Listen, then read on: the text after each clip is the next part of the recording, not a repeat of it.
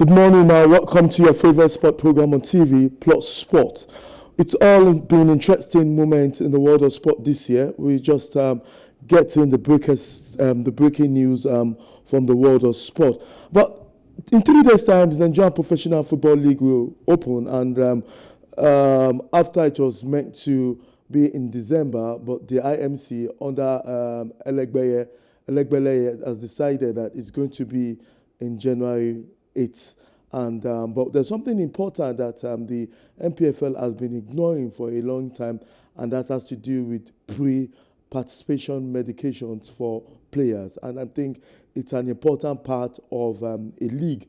But it's the Nigerian Professional Football League and the management are ignoring that. And I'll be speaking with Dr. Jimi Osinake, who is going to tell us so much about this particular topic. Good morning. Good morning, Doctor. Yes, thank you so very much. Yeah, I have to tell the world that I actually woke you up your time difference from here, and I apologize for that.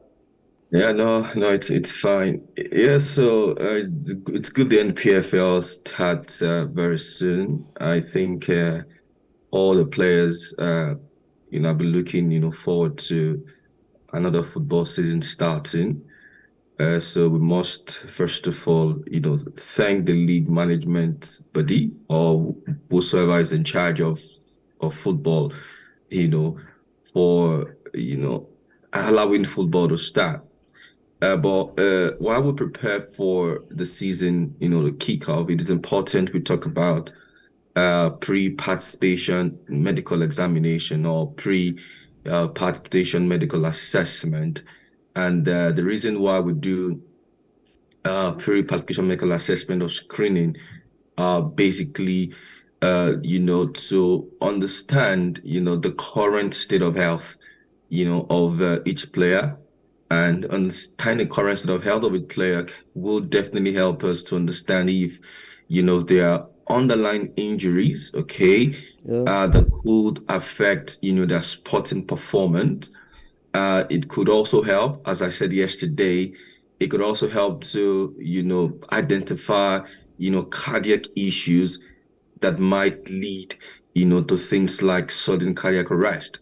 So let me talk about, the various things involved in the pre-participation medical assessment. In fact, FIFA has mandated that before any season starts, that is important that, every player must go through the screening, because you could pick quite a lot of things during the screening. So the screening is, basically there are 4 things you do, when you screen a player. First of all, you would have to, take history. Taking history means asking the players, quite a lot of questions. And some of these questions ranges from things like, okay, in the last season or currently, how do you feel about sport? But generally, you're asking things like, did you have an injury in the past season? Okay, is the injury still persistent? If you have any injury, what's your feeding pattern like? What are the type of food you're usually used to eating? So it could also be a time to take a diet history.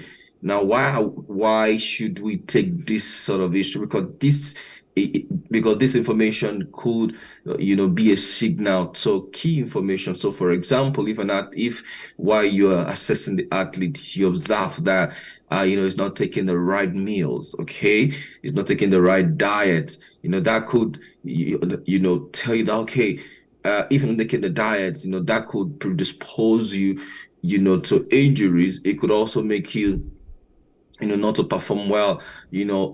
As part of another questions you would also ask, is relating to, what are, the medications you take. Okay, I mean, is there any particular medications that you are on? Okay, are you on any routine medication?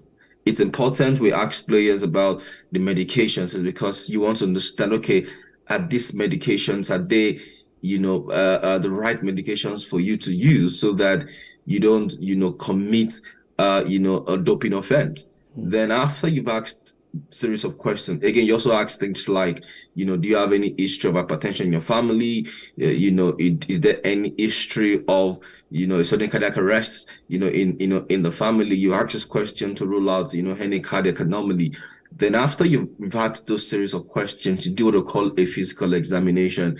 A physical examination is, primarily you're like checking largely the musculoskeletal system. Okay, I mean, you're checking the hands, the limbs, the knees, and I mean, in fact, when you check, these musculoskeletal system, for example, when you assess the knee, assessing the knee could tell you, okay, I mean, is there an injury in this knee? I mean, you could know, okay, whether there is an injury or not, or it could tell you whether, a future injury can happen. I mean, for example, when you assess, the muscles of the knee, you could tell you that, okay, is this muscle, stiff?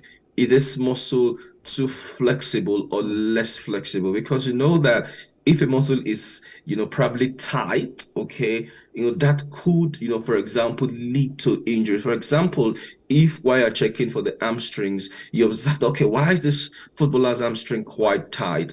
That could begin to say like, okay, I mean, if we don't deal with it now, it could lead to, an hamstrings, and hamstrings are quite stubborn to treat. Now, after you've done the physical examinations, then you also do things. You now go and do what they call your cardiac examinations. Okay. Sorry, your cardiac examinations, and you also request for tests, particularly cardiac heart-related tests, such as ECG, okay, electrocardiography, echocardiogram, okay.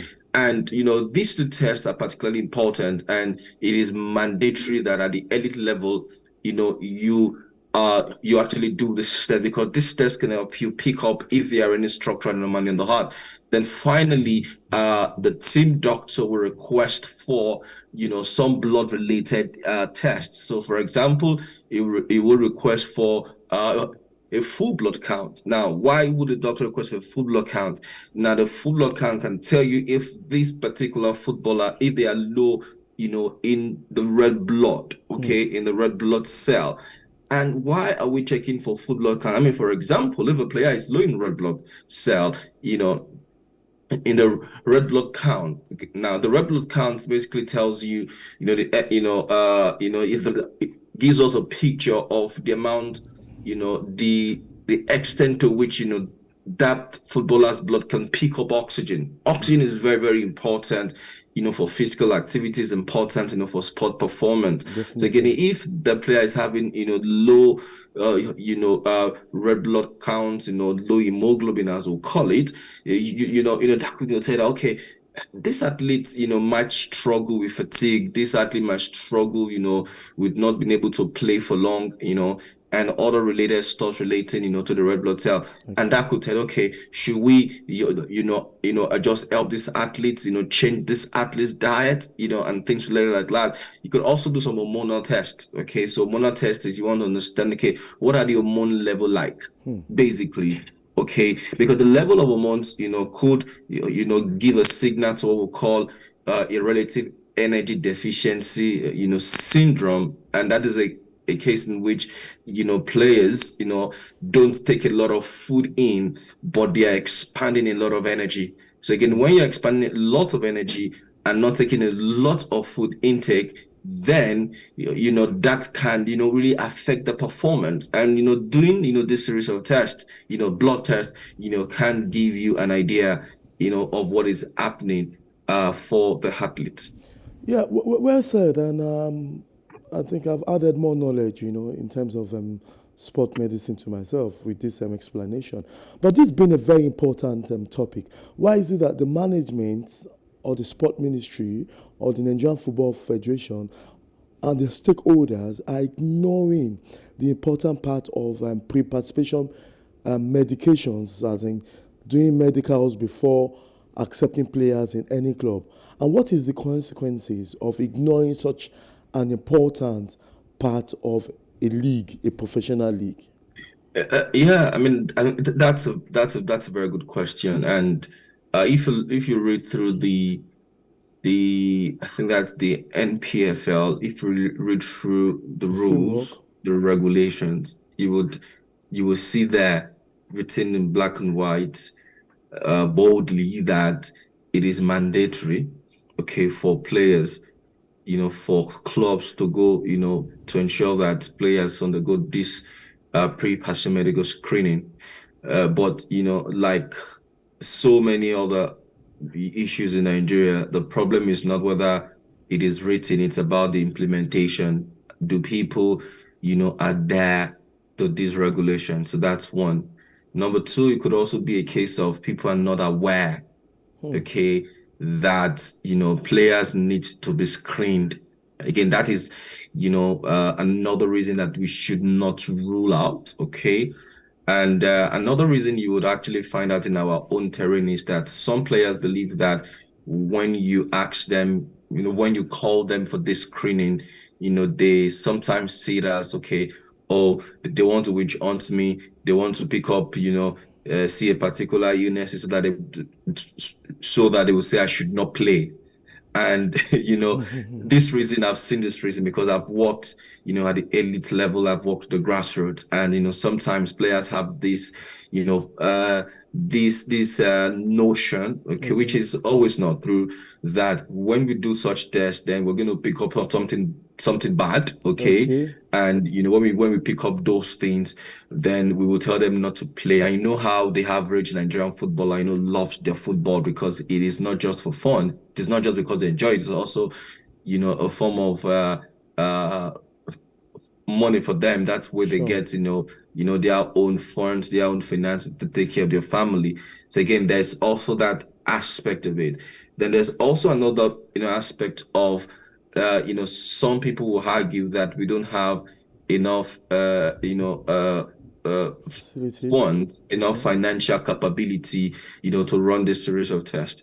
And, trust me, this series of tests could, they are financially, quite much to do, okay, because you're doing the examination, taking history, you're running quite a lot of blood tests, for 20 to 30, footballers. So again, there's that place of, the cost effectiveness, okay? Are players or are clubs able to do this? But again, I argue that at the elite level, for example, at the NPFL level, Yes.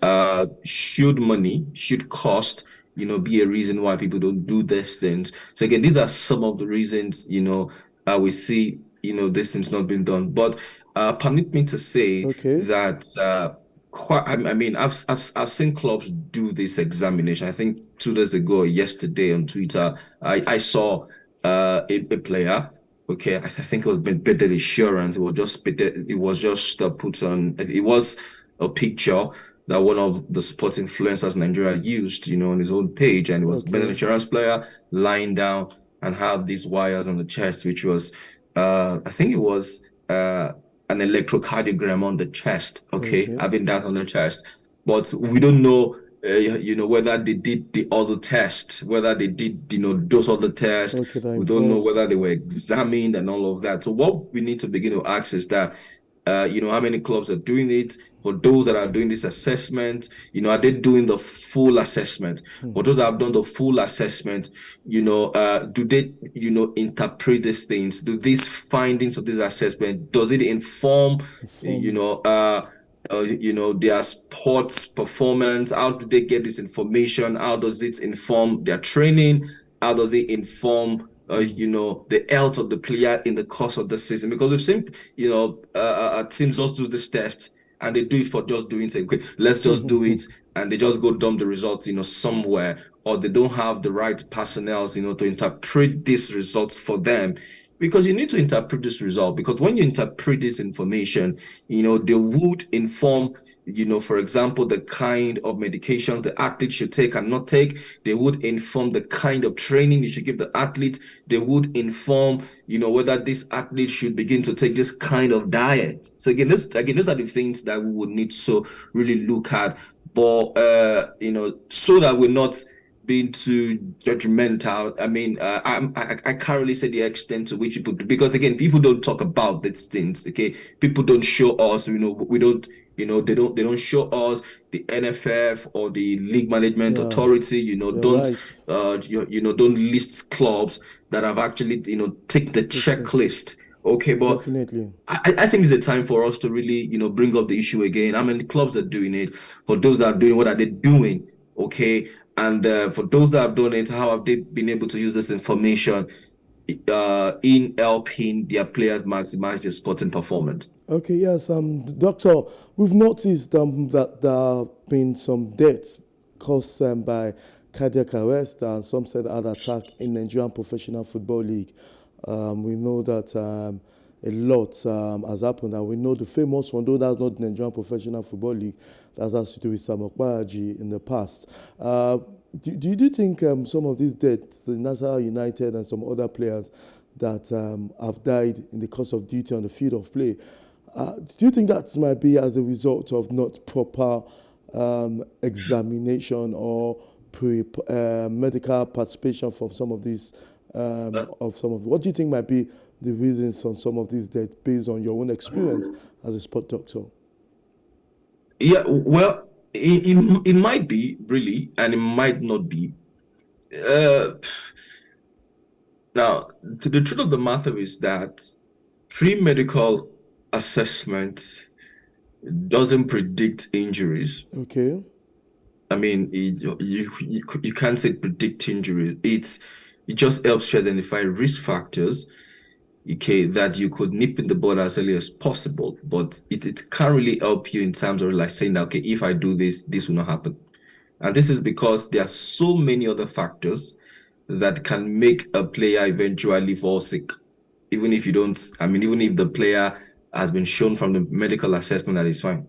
Now, let me give a very good example. For example, you do a pre-participation medical examination, you do all the chest examination, the cardiac examination, you run, the series of investigations, and it was found out that, oh, this player is fine. Okay. Very fine. And 2 days after or a week after, the player went on the field of play and the player collapsed. And I begin to ask yourself, okay, but what could have happened? Many things could have led to the collapse. It could be the fact that, the weather conditions was quite hot and this player suffered an heat stroke. Okay, and the player collapsed. Okay. It could be that, maybe because of the intensity of the game, players were really rough and somebody just hit the player. The player had the blunt, blunt collision, and the player fell down and the player collapsed. Okay.